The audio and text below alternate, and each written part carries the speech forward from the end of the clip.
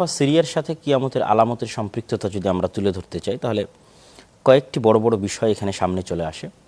প্রথমত আমরা জানি ঈসা আলাইহিস সালাতু ওয়াস সালামের বিষয়, দ্বিতীয়ত ইমাম মাহদির বিষয়, তৃতীয়ত কিয়ামতের সন্নিকটে সংঘটিত হওয়া বড় বড় যুদ্ধের বিষয়, আর সব শেষে আসবে আপনি যেটা বললেন যে এটা হচ্ছে আরজুল মাহশার বা আরজুল মানশার। প্রথমত আমরা ইমাম মাহদির বিষয়ে আসি এবং ইমাম মাহদির সাথে কিয়ামতের পূর্ব মুহূর্তে সংঘটিত হওয়া বড় বড় যুদ্ধগুলো অটোমেটিক কানেক্টেড। তো একটা হাদিসে রাসূলুল্লাহ সাল্লাল্লাহু আলাইহি ওয়াসাল্লাম বলছেন যে অচিরেই ততক্ষণ পর্যন্ত কিয়ামত হবে না যতক্ষণ না তোমাদের মধ্যে এবং রোমানদের মধ্যে একটি চুক্তি সাধিত না হয়, যে চুক্তির ভিত্তিতে তোমরা কমন তৃতীয় শত্রুর বিরুদ্ধে লড়াই করবে একসাথে। রোমানরা এবং মুসলিমরা পরস্পর চুক্তি করে উভয়ের এক তৃতীয় শত্রুর বিরুদ্ধে লড়াই করবে। এটি রাসূলুল্লাহ সাল্লাল্লাহু আলাইহি ওয়াসাল্লাম বলছেন। রোম বলতে আসলে দুইটা জায়গাকে ঐতিহাসিকভাবে বোঝানো হয়, যেটা আমাদের এখন তুরস্ক আছে, তুরস্কের রাজধানী ইস্তাম্বুল, যেটি হাদিসে কুস্তুনতুনিয়া বা ইংরেজিতে কনস্টান্টিনোপল বলা হয়। এটি মূলত বাইজেন্টাইন রোমান সাম্রাজ্যের রাজধানী ছিল যুগ যুগ যাবৎ। এমনকি ক্রুসেড যুদ্ধ চলার সময়ও ক্রুসেডারদের মেইন সেন্টার ছিল ইস্তাম্বুল। মুসলমানরা বহু পরে ইস্তাম্বুল বিজয় করেছে, ক্রুসেডারদেরও বহু পরে। আর আরেকটা ধরা হয় রোম বলতে ইতালির রাজধানী রোম। তো আর আমরা যদি একদম ডাইরেক্টলি বলি তাহলে রোম বলতে খ্রিস্টান। তো রোমান এম্পায়ারের অনুসারী অথবা খ্রিস্টান অনুসারীদের সাথে, বৃহৎ খ্রিস্টান অনুসারীদের সাথে মুসলমানদের একটা চুক্তি হবে। আচ্ছা, এই চুক্তির ভিত্তিতে তারা তৃতীয় এক শত্রুর বিরুদ্ধে লড়াই করবে, রাসূলুল্লাহ সাল্লাল্লাহু আলাইহি ওয়াসাল্লাম বলছেন। এবং এই লড়াইয়ে রোমানরা এবং মুসলিমরা বিজয়ী হবে।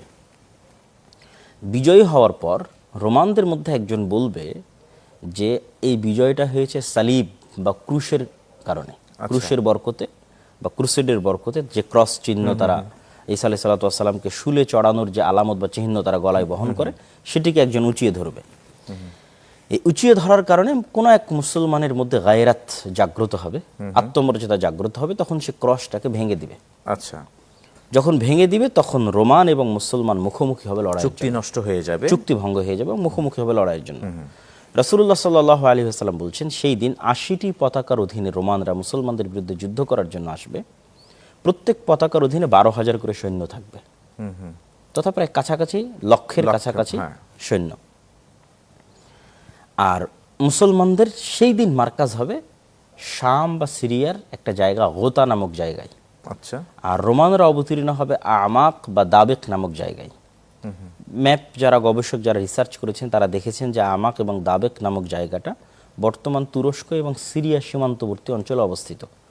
আর গোতা যেটি মুসলমানদের হেডকোয়ার্টার হবে সেটি দামেস্ক নিকটবর্তী অঞ্চলে অবস্থিত। আচ্ছা, রাসূলুল্লাহ সাল্লাল্লাহু আলাইহি ওয়াসাল্লাম বলেন এই যুদ্ধে মুসলমানেরা ৩ ভাগে বিভক্ত হয়ে যাবে। একদল মুসলমান যুদ্ধ শুরু হওয়ার পর পালিয়ে যাবে, তাদের তওবা আল্লাহ কোনোদিন কবুল করবে না। ৩ ভাগের ১ ভাগ মুসলমান শহীদ হয়ে যাবে, তারা হবে পৃথিবীর সর্বশ্রেষ্ঠ শহীদ। ৩ ভাগের ১ ভাগ মুসলমান যুদ্ধে বিজয়ী হবে, তারা পরবর্তীতে আর কোনোদিন ফিতনায় নিপতিত হবে না। সুবহানাল্লাহ। আর এই যুদ্ধ হবে অত্যন্ত ভয়ঙ্কর যুদ্ধ। এই যুদ্ধের বিষয়ে বলা আছে যে একটা পাখি যদি ১ মাস আকাশে উড়ে তবুও লাশের সারি শেষ হবে না। আল্লাহু আকবার। আমি গুরুত্বপূর্ণ বিষয়টা, খুবই চাঞ্চল্যকর কিছু তথ্য এবং সেগুলি আসলে অনেক গভীর স্টাডির বিষয়। আমি এই বিষয়টা ইনশাআল্লাহ তাআলা আমাদের দর্শকের সামনে তুলে ধরব, তবে সময় বলছে একটা বিরতিতে যাবার। প্রিয় দর্শক শ্রোতা, আপনারা শুনছিলেন আজকের আমন্ত্রিত ইসলামিক স্কলারের কাছ থেকে কিয়ামতের আলামত ও সিরিয়া সংক্রান্ত বিষয়ে, কিয়ামতের সাথে কিভাবে সিরিয়ার সম্পৃক্ততা রয়েছে এই বিষয়ে আলোচনা করছিলাম। যে যুদ্ধটা যখন খুব ভয়ঙ্কর আকার ধারণ করবে এবং ভয়াবহতা এমন হবে যে কোনো এক বংশে যদি ১০০ জন সদস্য থাকে কোনো এক সেই প্রজন্মের, তাহলে ৯৯ জন মারা যাবে, একজন বেঁচে থাকবে। আর একটা পাখি যদি ১ মাস আকাশে উড়ে তাহলে লাশের সারি শেষ করতে পারবে না। এই ভয়াবহ যুদ্ধে মুসলমানদের বিজয় হবে। বিজয় হওয়ার পর মুসলমানেরা তাদের আরাম আয়েশের জন্য কোনো একটা জায়গায় অপেক্ষা করবে। কিছু হাদিসে আছে যে তরবারি গাছে ঝুলিয়ে রাখবে। তখন কেউ একজন বলবে, হাদিসে বলা আছে শয়তান বলবে যে তোমাদের বাড়িতে দাজ্জাল প্রবেশ করেছে। তো মুসলমানেরা তাড়াহুড়া করে সেখান থেকে বের হয়ে দামেস্কে ফিরে আসবে, কিন্তু এসে দেখবে যে না, দাজ্জাল আসেনি, আসলে সেটি মিথ্যা কথা ছিল।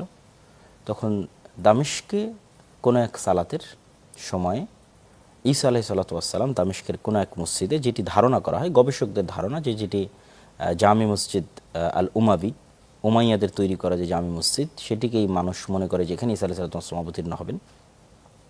ঈসা আলাইহিসসালাম নেমে আসবেন এবং তারপরে দাজ্জালের প্রকাশ হওয়ার খবরটি সত্য হিসেবে প্রমাণিত হবে, পরবর্তীতে সত্য খবরটা আসবে যে হ্যাঁ দাজ্জাল বের হয়ে গেছে এবং ঈসা আলাইহিসসালাম সহ ইমাম মাহদী সহ দাজ্জালকে হত্যা করার জন্য তারা রওনা দিবেন এবং দাজ্জালকে তারা হত্যা করার পূর্বেই ঈসা আলাইহিসসালামকে দেখে জেরুজালেমের বাবুল লুদ নামক দরজায় ঈসা আলাইহিসসালাম এবং দাজ্জাল মুখোমুখি হবে তথা দামেস্ক থেকে জেরুজালেমের দিকে তারা যাবে।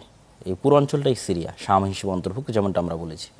তখন দাজ্জাল ঈসা আলাইহিসসালামকে দেখার পর লবণ যেভাবে পানিতে দিলে গলে যায় সেভাবে গলে যাবে, কিন্তু সে গলে ধ্বংস হওয়ার আগে ঈসা আলাইহিসসালাম তাকে হত্যা করবেন। তো এই পুরো ঘটনায় আমরা দেখতেছি যে ঈসা আলাইহিসসালামের অবতীর্ণ হওয়া, ইমাম মাহদির আগমন এবং কিয়ামতের পূর্ব মুহূর্তের যুদ্ধ সবগুলোই সিরিয়া বা শাম কেন্দ্রিক সংঘটিত হচ্ছে। তার আরেকটা বড় কারণ হচ্ছে মক্কা এবং মদিনাকে আল্লাহ সুবহানাহু ওয়া তাআলা ফিতনা থেকে মাহফুজ করে দিয়েছেন। মক্কা এবং মদিনার দরজাগুলোতে ফেরেশতাগণ পাহারা দিবে যেন সেগুলোতে দাজ্জাল প্রবেশ করতে না পারে। তো এই অঞ্চলগুলো ফিতনা মুক্ত থাকবে। সুতরাং পৃথিবীর তৃতীয় পবিত্রতম অঞ্চল, যেটির নিয়ে এরকম ভয়ঙ্কর যুদ্ধ হওয়া স্বাভাবিক। কেননা ইহুদি বা খ্রিস্টানেরা আপনার কাবাঘরকে দাবি করে না বা মসজিদে নববীকে দাবি করে না, বাট মসজিদে আকসাকে তারাও দাবি করে, ইহুদিরাও দাবি করে, খ্রিস্টানরাও দাবি করে, আমরাও দাবি করি। সুতরাং বিশ্বের 99% মানুষের সাথে এটির কানেক্টিভিটি আছে এবং এটিকে কেন্দ্র করে ভয়ঙ্কর বড় যুদ্ধ তৈরি হয় এবং এই অঞ্চলে তৈরি হয়, এটি খুবই স্বাভাবিক এবং যেটি হবে রাসূল সাল্লাল্লাহু আলাইহি ওয়াসাল্লাম যেমনটি বলেছেন। এই ছিল কিয়ামত সংঘটিত হওয়া সংক্রান্ত। আর আরজুল মাহশার যেটি বলা হচ্ছে যে সেটি মূলত যে দুটি অর্থ, দুটি ব্যাখ্যা হতে পারে, যে কিয়ামত সংশ্লিষ্ট সকল কিছু এখানে সংঘটিত হবে। আর দ্বিতীয়ত যে আল্লাহ সুবহানাহু তাআলা যেই জায়গাকে মানুষের একত্রিত করার জায়গা বানাবেন সমগ্র পৃথিবীর মানুষের, সেটির মার্কাজ বা কেন্দ্রস্থল থাকবে শামের এই অঞ্চল বা এই ভূমি।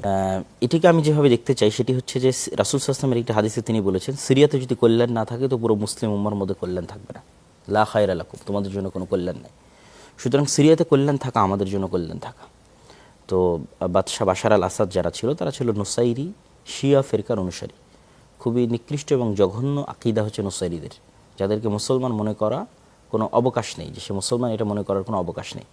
আর তারা যে পরিমাণ জুলুম এবং অত্যাচার সিরিয়ার মুসলমানদের উপর করেছে, এই অত্যাচার আমেরিকা বা ইসরায়েলও মুসলমানদের উপর করেনি। ইসরায়েলও গাজায় অত অত্যাচার করেনি যতটা সে করেছে।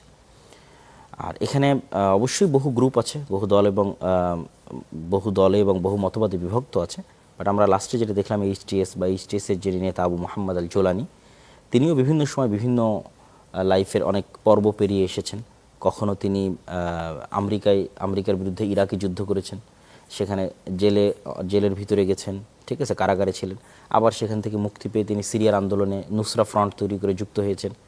আবার কখনো বিভিন্ন যে আন্তর্জাতিক যে দলগুলো আছে সেগুলোর সাথে সম্পৃক্ত ছিলেন। বাট সর্বশেষে তারা ওই সমস্ত সকল দল থেকে সম্পর্ক ছিন্ন করে হাইয়াত তাহরির আশ-শাম নামে লড়াইরত যতগুলো দল ছিল বাশার আল আসাদের বিরুদ্ধে, সবগুলোর একটা সমন্বিত ঐক্য ফ্রন্ট বা মোর্চা আমরা বলতে পারি। এবং তুরস্ক সীমান্তবর্তী অঞ্চল ইদলিব, সেখানে মূলত তারা তুরস্কের আশ্রয়, সেখানে মূলত তারা ধীরে ধীরে বড় হয় এবং ইদলিবেই তারা একটা বলা যায় পরিপূর্ণ একটা রাষ্ট্রের মতো শাসন ব্যবস্থা পরিচালিত করত। দেখা যাচ্ছে 24 ঘন্টা হয়তো দামেস্কেও বিদ্যুৎ থাকতো না, কিন্তু ইদলিবে বিদ্যুৎ থাকতো। এরকম একটা সুন্দর অ্যাডমিনিস্ট্রেশন তারা তৈরি করে ফেলেছিল ইদলিবে। এবং ইদলিবের যিনি প্রধানমন্ত্রী ছিলেন তিনি কিন্তু এখন পুরো সিরিয়ার প্রধানমন্ত্রীর অন্তর্বর্তীকালীন সরকারের দায়িত্ব গ্রহণ করেছেন। তবে তারা এই বিজয়টা সক্ষম হয়েছে ফলত যে পৃথিবীর বড় বড় শক্তিরা বিভিন্ন বড় বড় জায়গায় ব্যস্ত। ইসরায়েল হিজবুল্লাহর সাথে ব্যস্ত, হামাসের সাথে ব্যস্ত, আমেরিকা ইউক্রেনে ব্যস্ত, রাশিয়া ইউক্রেনে ব্যস্ত, ঠিক আছে। ফলত কেউ আসলে এখানে অতটা মনোযোগ দিবে এরকম ফোকাস করতে পারেনি। এটি আল্লাহর পক্ষ থেকে এটি দয়া বা রহমত ছিল। ফলত মাত্র 11 দিনের ব্যবধানে এই বিজয়টা তাদের জন্য সম্ভব হয় এবং এটিকে আমরা অবশ্যই কল্যাণকর মনে করছি। যারা মনে করতেছে না এই বিজয়ে, এখানে দুইটা জিনিস না বললেই নয়, অনেকেই মনে করতেছে না এই বিজয়ে সিরিয়া ইসরায়েল দখল করে নেবে। যদি আগে সরকার থাকতো তাহলে সিরিয়া ইসরায়েল দখল করতে পারতো না। আমি মনে করি এটি খুবই জঘন্য এবং নিকৃষ্টতম একটি কথা। আগের যারা ছিল তাদের কাছে ইসরায়েল নিরাপদ ছিল বলেই সে কখনো এই ধরনের হামলা করেনি, যা গত 2-3 দিনে 500-র অধিক জায়গায় ইসরায়েল হামলা করেছে। কেন? ইসরায়েল এখন যাদের হাতে সিরিয়া আছে তাদের কাছে তার নিরাপত্তা মনে করতে